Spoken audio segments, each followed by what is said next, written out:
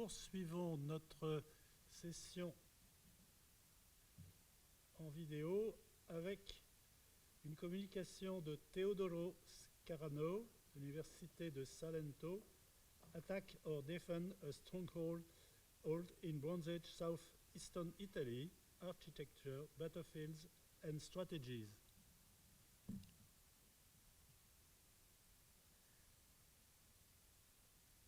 Hello?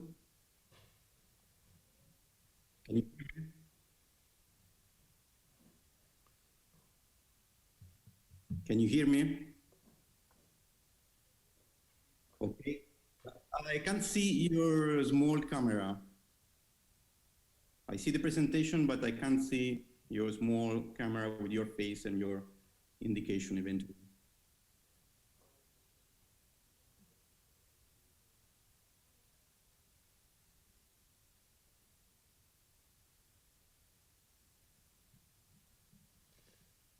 So, we can start? Okay, I start, but I can't see you. I see only the presentation. So, good evening, everybody. I'm very grateful to the organizers for the invitation to give this lecture as regards the archaeological evidence of warfare in Bronze Age southeastern Italy. And I'm very sorry not to be there in course with you today. Next, please.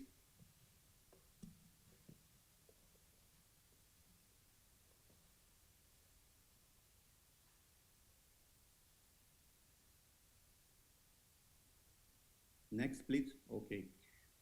As for the main topics of this lecture, I will try to give an answer to three main questions. Briefly investigating at first the regional dataset related mainly to the Proto-Pennine walled sites, and thus moving to the second point that is the core of the communication and relates to the rich archaeological documentation of defensive architectures, which will be presented through the analysis of some recurring structural features in order to try to outline some possible specific needs of defense. And finally, illustrating some few battlefield data, providing us a closer look to some warfare episodes, mainly dating to the first half of the second millennium BC in Apulia. Next, please.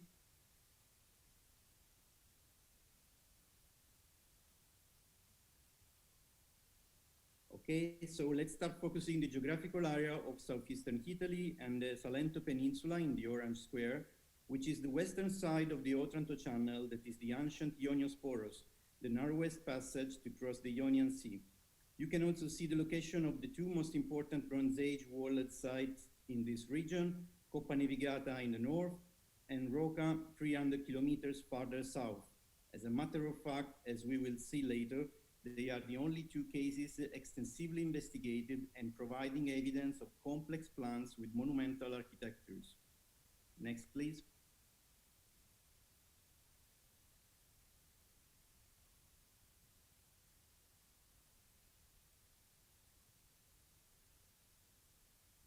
So, in the matter of the regional Bronze Age dataset, here you can see highlighted some critical issues related to the settlement analysis, among which the crucial point is the shortage of published data from settlements extensively investigated with modern standards of documentation.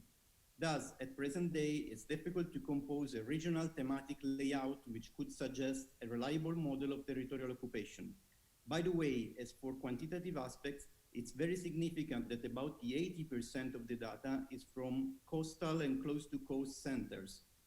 Most of the scholars agree upon a scenario within which in Apulia, starting from about the Middle Bronze Age 1, namely from around the 17th century BC, settlements provided with huge fortification walls occupying mainly raised coastal positions or hilly strategical terraces, very often close to wetlands and streams, which were the key elements in long-lasting capability of walled core sites in managing natural resources. Next, please.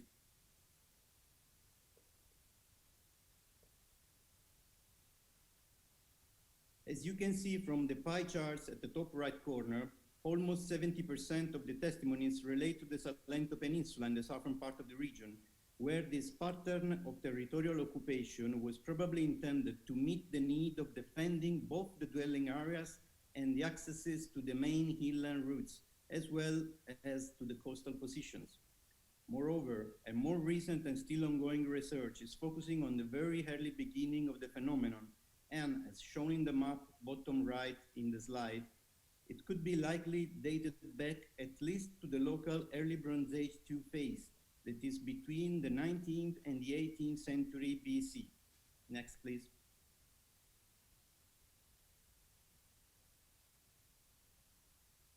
So let's start presenting and discussing in the first place the evidence related to the defensive architectures. Next, please.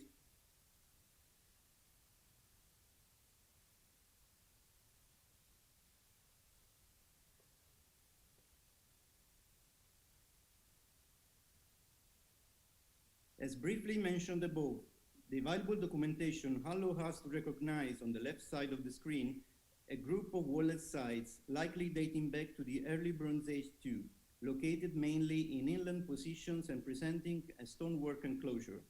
Later, starting probably from the Middle Bronze Age I, these strongholds will occupy mainly coastal raised positions defended with a massive dry stone fortification line, crossing the isthmus on the land side, and usually provided with complex structures such as gates, posterns, towers, ditches, and so on. Next, please.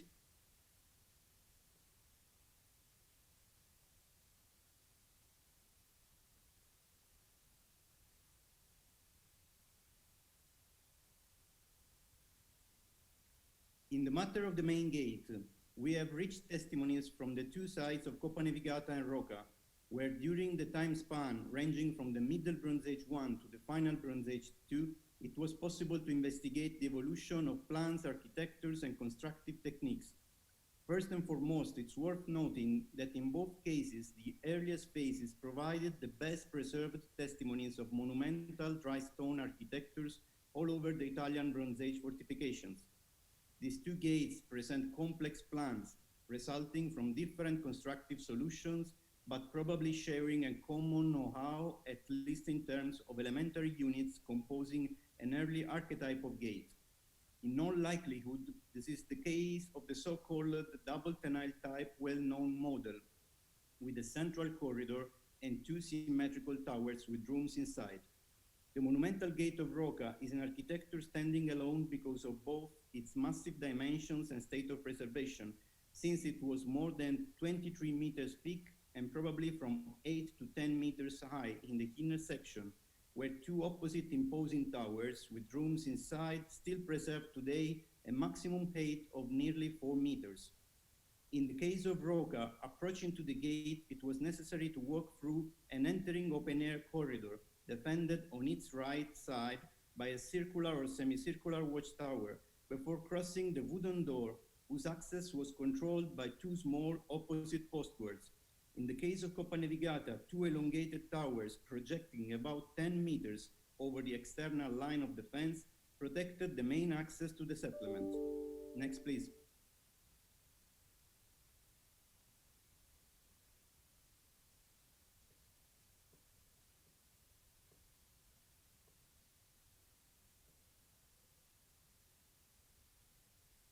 Remains of a gate, probably consisting of a simple corridor, were also documented during the investigations carried out in the first half of the last century at Scalo di Furno on the Ionian side of the region, even though the structure was dated to the end of the late Bronze Age. Conversely, a complex plan is documented in the case of the early Bronze Age west gate of Moncodonia, a hill fort which is often quoted by scholars debating on the possible areas of origin of the aforementioned know-how, as well as the Aegean area and the Near East in the case of the double tenile type gate model. Next, please.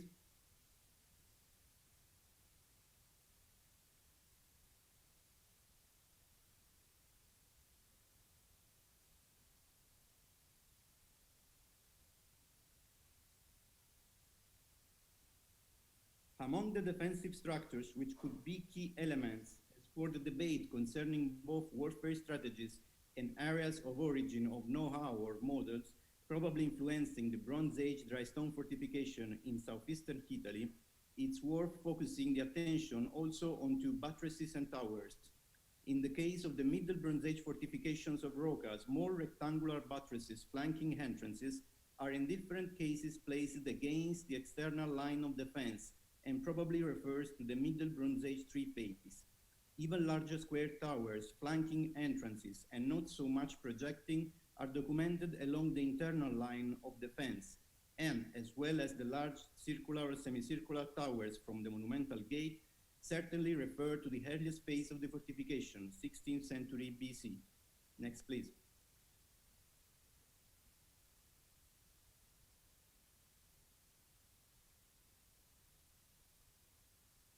As mentioned above, rounded and elongated projecting towers are documented in the Middle Bronze Age fortifications of Coppa Nevigata, also in association with some squared buttresses along the external line of defense in the case of the Middle Bronze Age II phase. Next, please.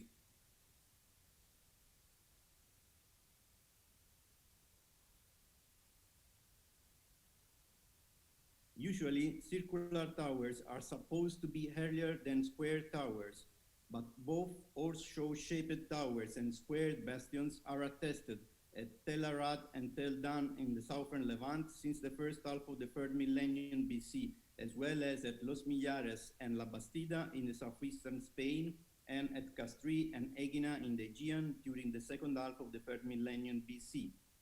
Next, please.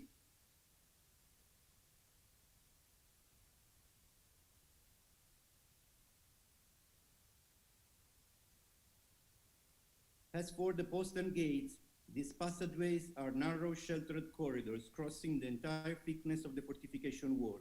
At least 5 postern gates are documented in the Middle Bronze Age III fortifications of Rocca, while 7 postern gates have been investigated in the Proto-Pennine fortification wall of Coppa Nevigata. In the former case, they have a maximum width of 1.5 meters, with post holes and post lodgings at regular intervals of about 1 meter, and they were visible from outside because of passageways crossing the ditch for each entrance.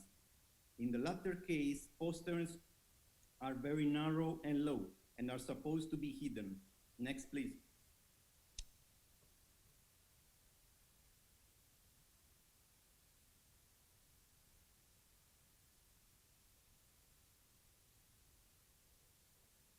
A ditch about 2.5 meters wide and 3.5 meters deep, excavated in the limestone bedrock, was in use, and maybe it was still under construction at the moment of the destruction by fire in the Middle Bronze Age III at Rocca. Next, please.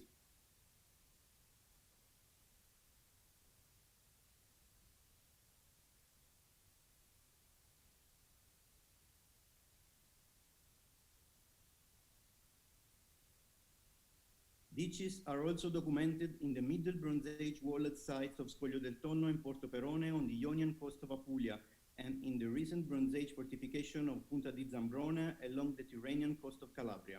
As for Coppa Nevigata, starting from the Middle Bronze Age II, a ditch about 12 meters wide and 4 meters deep defended the fortification wall, and during the early Iron Age phase, some bigger stones lying on its bottom are supposed to be something similar to the well-known Cheval de Frise, documented, for example, outside the western gate of the hill fort of Moncodonia in Istria.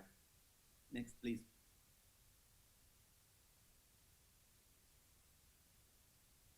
The summary scheme of the key elements related to the defensive and offensive advantages probably connected with the different defensive architectures allow us to evaluate some possible scenarios.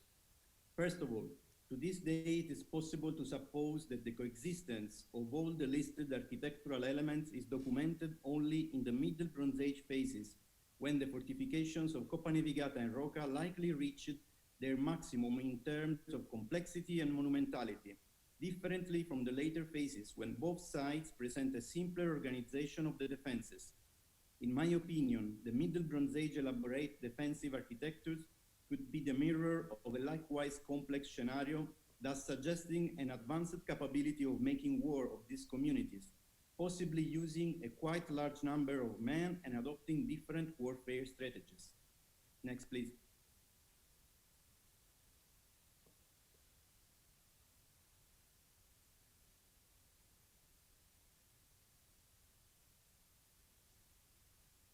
About this, and moving to the end, give a quick look to some of the few evidence which could testify an event of war, thus allowing to document a battlefield. Around the mid-14th century BC, the walled site of Rocca was destroyed by fire after a siege. Due to the suddenness of the destruction, the rubble resulting from the collapse of the fortification masonry sealed in their functional situation the original contents of these architectures. The excavation of the southern room of the monumental gate led to the discovery of the skeleton of a young warrior armed with a Aegean-type bronze dagger who would have died during a close combat in a place somewhere above the tower and then had fallen down into the room when the ceiling collapsed. The anthropological analysis confirmed this interpretation and revealed that the death was most likely due to some stab wounds on his back because of some clear unhealed marks on the bones. Some 35 meters farther south in the Postern Sea was found instead the evidence of a tragic episode which clearly attests that the settlement was also under a siege before its defeat. A considerable amount of local and made-in-passo vessels combined in 3 groups was in different functional areas. Moreover, in the western end of the corridor, another group of vessels was associated with the remains of 7 unarmed people of both sexes and different ages, who had tried to take refuge within the postern and finally died from asphyxia cause of the fire, trying to hide themselves between a heap of vessels and a stone barricade. Next, please.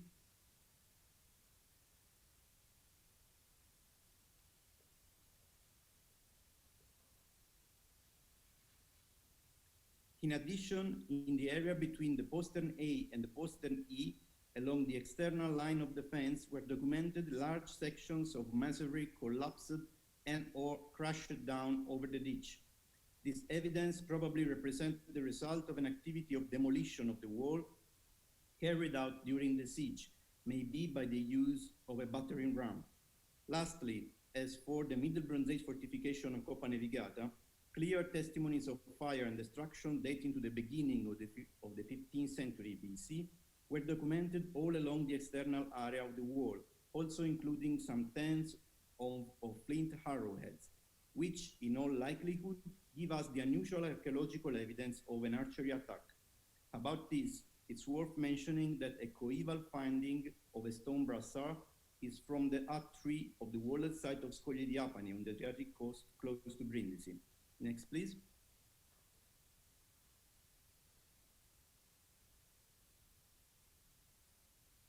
And here, in conclusion, the summary scheme concerning the Middle Bronze Age battlefield evidence from Rocca and Coppa Navigata with the possible related warfare strategies, and also offering the unusual chance to tell a piece of the story of 2 episodes of war happened in southeastern Italy around the mid-2nd millennium BC.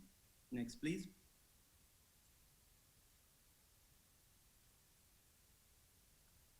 Thank you very much for your attention.